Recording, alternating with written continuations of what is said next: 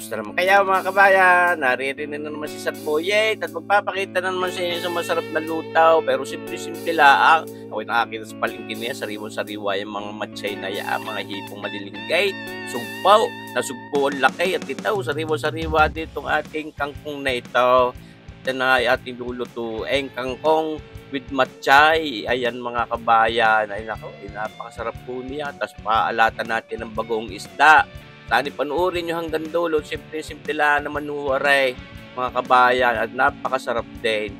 Sana masubukan nyo rin magluto ng papagarne. At ilang inihiwalay mga pinagtangkayang iyan. Yung ating kango at matigas-tigas yan. Siyempre naman, yan ho, tinugasin din natin maigi. At yan, ating patitigisin muna natin diyan. Hihiwalay natin yung mga pinagtangkayang iyan. Yan ang una nating ilalagay mamaya sa ating pagluluto.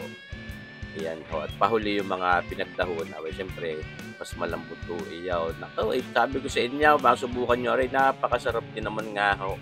Amin tatanghalianin, ayan, naglagay na tayo niyang mantika din sa ating non-stick panayaan. At atin munang sasangkot sa hindi na rin mga matchay na rin, tinimplahan lang natin ng paminta at karikit na asin. Yan ho, ng magkalasa. Para ba, alis din natin yung lansan yan, ating pag tumbling-tumblingin landi yan sa mantikang iyan. Parang ating ipiniprito ng karikit. Paigahin natin. At siyempre, para may lasa din naman ng karikit ngayon, lagyan natin ang paminta at asin. Itimusan ko pa yun mamaya. So, ating kulubay na mabilis maluto, iyan, siyempre naman. Ay, para pwede na lalagay pa sa kangkong. Sauce, ay sabi ko sa inyo, napakasarap itong ating gagawin lutong ito yung aming tatanghalianin ngayon. Tunay kayo, yan ho. Dati pinabibilis nila ang video at nang sagay hindi kayo mainip at kakoy simple nga lang ring ating lutong are. Yan, lagyan natin na mga 2 pirasong siling habang iyang galing sa tanim ni Kabaya Commander Mami. May amoy din naman. Yan ho, tinumbusan ko kailangan pa ng karikit pang asin. At yan na ho, halos luto na yan. At yan ating hahangungon na rin mamaya karikit pag nakulog natin ng papagayaan. Bango din naman ng siling iyaw. So, smart sipaw. Yan ha, sabi sa inyo mga kabayan, ating pinaigayan. Ang mas masarap hindi rin para mapanis. Kahit mapasuot sa frigidaire, hindi basta masisira. Pwede nyo gawing lumpia, para lumpiang Shanghai. Ay nako, pwedeng ilagay din sa iba pang mga luto. Yung ating matchay na yan. Yan ho yung ginagawang bagoong alamang. Yan ho. Pero sabi ko ang gagamitin natin paalat dito, yung bagoong isda. Ngayon, tayo nagpapaint na ating magic wok panayaan at ating umpisa ng pagluluto. At meron tayong binawas doon sa ating biniling mga tapahin ni Kabayang Commander Mabilisa. Sana ho'y panuorin nyo sa kanyang YouTube channel yung kanyang ginawang pagtimpla ng tapa. At ito nga itong makarikit ng mga tabang ito yung ating binawas daon. Yan ho. Para mas masarap itong ating lutong kangkong with matchay at bagoong na isda, baguaw na isda. Yan ha, yung ating mabawas yung mantika, naglagay na tayo dyan ng ating bawang na yaan. Mga kabayan, tunay naman, nag-aayaya na agad na sarap, yung bango niyang bawang na halina na agad parang gusto mo nang papakin yung piniritong iyaw.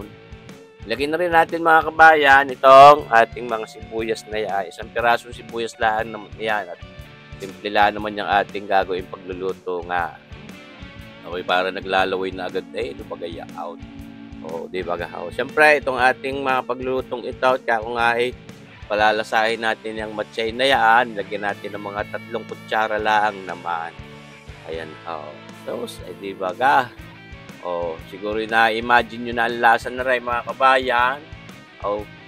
Shoutout sa ating mga viewers. Ito na ang bagong balayan. Yan ho, bagong isda. At yung gawin paalat, nilagyan pa rin natin ng pamintayaan.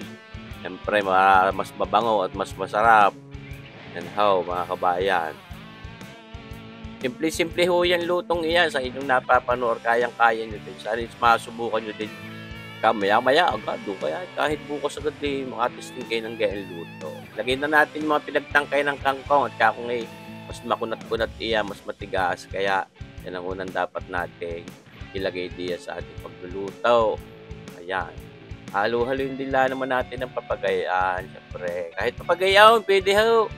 siyempre naman. Tapos siyempre ating paalatan na ngayon yan ng ating bagoong na yaw, bagoong isda. Ayan ho, talaga namang ating inilagay ni saktong-sakto lang sa alat na kailangan ko, mga kabayan. Mga 2 kutsara yaon kung tututo sumahay. Pero atin hong tinigis dahil yun may mga latak-latak. Yung mga pinagtinikan ng ating bagoong isda. Ayan ho. Talaga namang panalong-panalo ang lasa niyan. Bigay yung bagoong isda, gustong-gusto ko. Kung tutuusin, mas gusto ko yung kaysa doon sa mga alamang, yung bagoong na hipon. Mas masarap po talaga yung bagoong isda. Minsan ako nagluluto din ng ginisang bagoong, nilalagay yung kalamyas na sariwa at mga kamatis sibuyas. Pagkakasarap, may taba pa rin ng baboy. Mapapa ang rice. Ayan, pero hinay-hinay. Siyempre, ang bato, high blood, yan. At kinukulob dyan at mapalambot na rin natin nga yung ating kangkong na yaan. At ito, nang maisama na rin atin yung ating mga pinagdahon ng yaan. At malapit na yan sa katotohanan, mga kabayan. Malapit nang mahango yan at mapahaplas dun sa ating hapag ng lantakan. Ayan ho.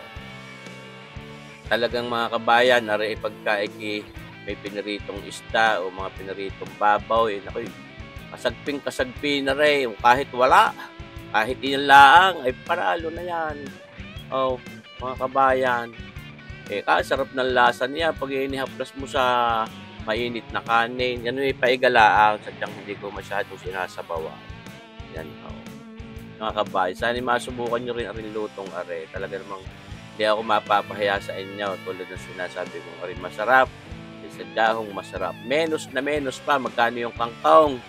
Nayaan, binawas ko lang yung 1 tali at aking sasahog sa aking sinigang. 4 na tali, di 40 pesos. Tapos yung ating matchay na napalagay na yon, may mga nasa halagang 10 piso laang. Di pagahaw. Lagay mo na ang presyo niyan nasa 70 pesos. Ayos na ayos. Kita nyo bagong itsurang yan, luto na.